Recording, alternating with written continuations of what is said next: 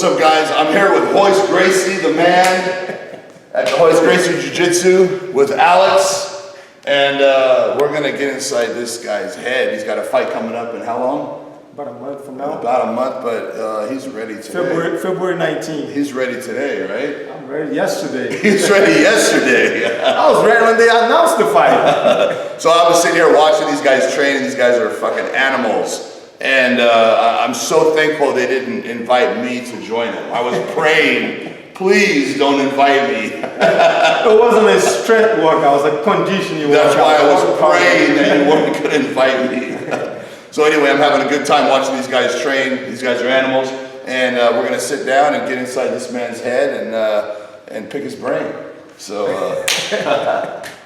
all right, guys, I'm with Royce Gracie, the man, the myth. This guy is a legend in MMA, and it's such an honor to meet you. Thank you. And watch you train and watch what you do. And you have a fight coming up, and you are fighting Shamrock.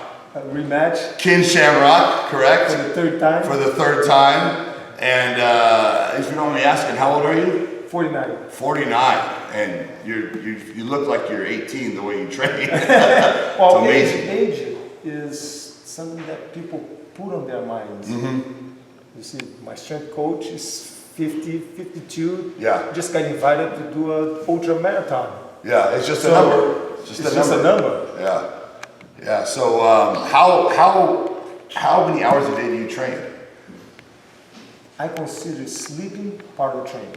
Mm-hmm. Resting, eating, part of the training. So it's 24 hours a day. 24 hours. It's not never drink, never smoke. Mm-hmm. So it's not just I walk around at 178 and I fight at 178. Yeah. So it's every single minute of the day is geared towards training. I'm not a professional athlete by convenience. To tell the girls, hey, I'm a professional athlete. Do you want a beer? Yeah. What kind of professional athlete is that? Right. You see, so I eat, I train, I sleep, I rest, everything is towards a health lifestyle. Right.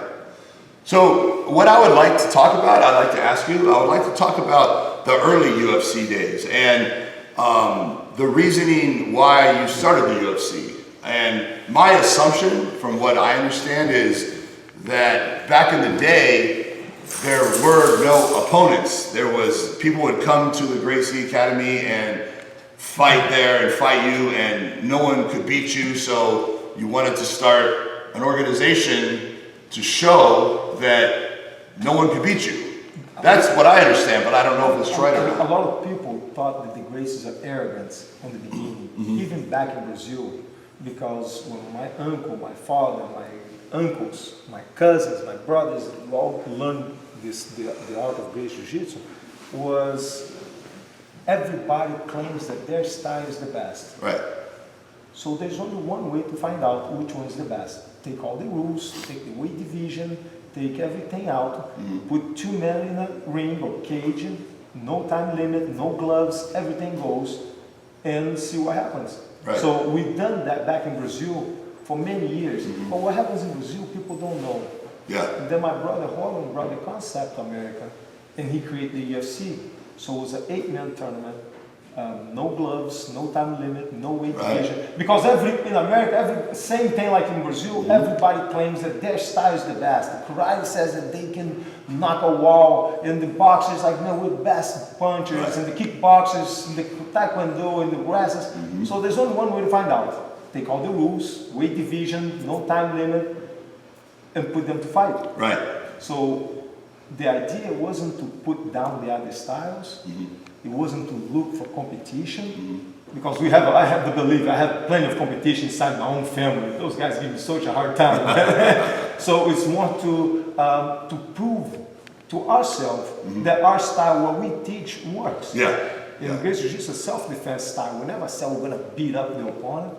Yeah. What we say is, man, I don't think you can beat me up. Right. I can't see that, so let's find out. Let's see it. So that's how my brother created the UFC. The first UFC was an 8-man tournament. And once I beat fought three fights in that first night, in one night, and beat everybody. Everybody was like, wow, what is this? The Yeah. lightweight guy beating guys 220, Right. 240, 250. It was I think that was the most amazing thing to ever happen to MMA. Like everyone, like you said, you know, everyone believed in, you know, Kung Fu but Kung Fu, when you put it in a real life situation, you can see that doesn't work too well. It's all martial art is good.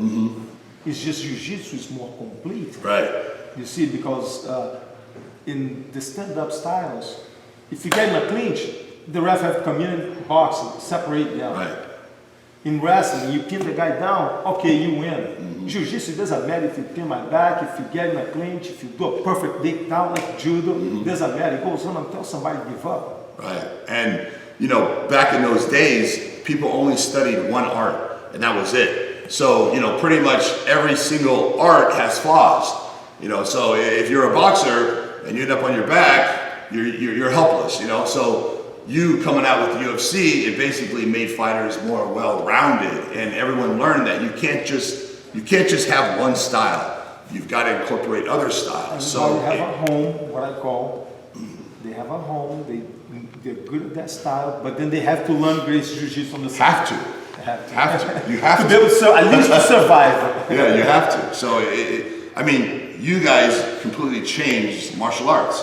I mean, completely changed it, and I think it's the best thing that ever could have happened. My father. Your father. I'm a product of his work. Yeah, yeah. And, He's the one who changed everything. Yeah, and I mean, I was there watching the very first UFC, and I actually. You were probably a kid. No, I was. I actually. No, don't say that. You're old now. Yeah, I was actually good friends and trained with a little bit Zane Frazier. Okay. And so I was watching, and I have to say that was. Those times were just unbelievable watching these UFCs, you know, just watching, like you said, the big, you know, 800 pound, 600 pound sumo, you know, fighting this and all these different styles, and it was just unbelievable. My next fight with Shamrock in Bellator, February 19, is going to be Ken's about 215, 220. I'm still 178. Oh, wow. So, yeah, so you guys aren't even like, close to there's no weight division again. Wow. Yeah, so that's kind of heavy for him, yeah? No, the first two fights, he was about 220. 220, yeah, and he's 6 foot? It's about 6 foot, Yeah, yes.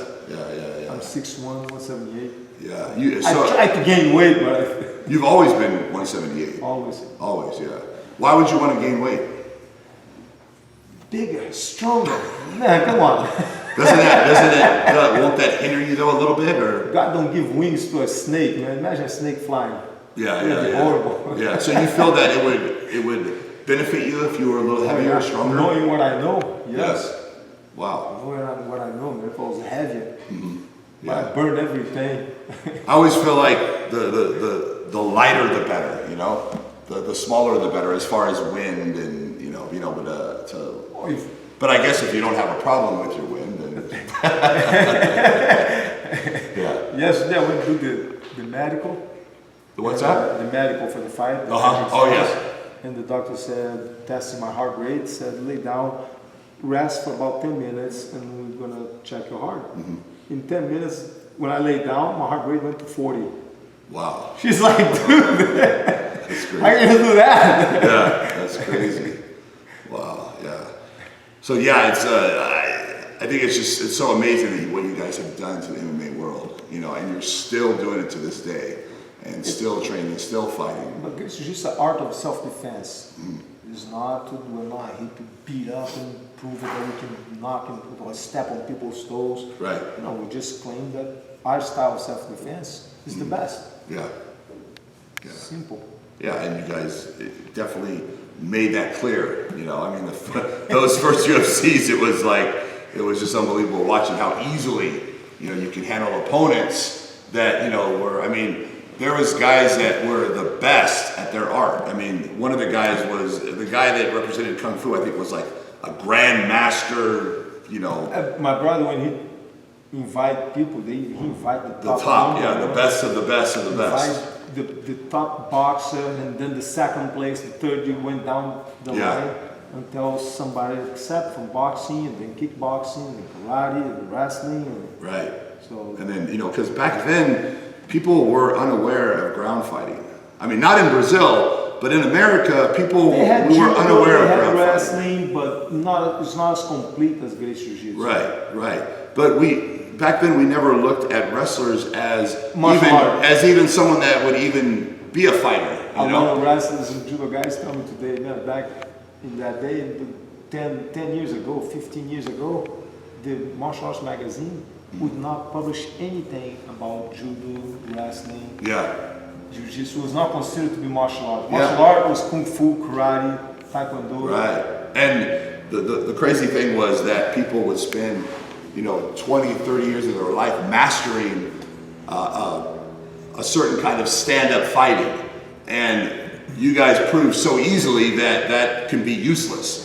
You could practice for 30 years stand-up fighting, and someone who knows jiu-jitsu can just make you useless. Can take you down. Because it gives you a notion of distance. The stand-up art, it gives you a notion of distance. You have to know that because the fight doesn't start on the ground. Right. The fight starts standing up. So if you don't have a notion of distance, you see at least the footwork, how to move in, move out. Yes, it can happen. You're gonna get caught. Right.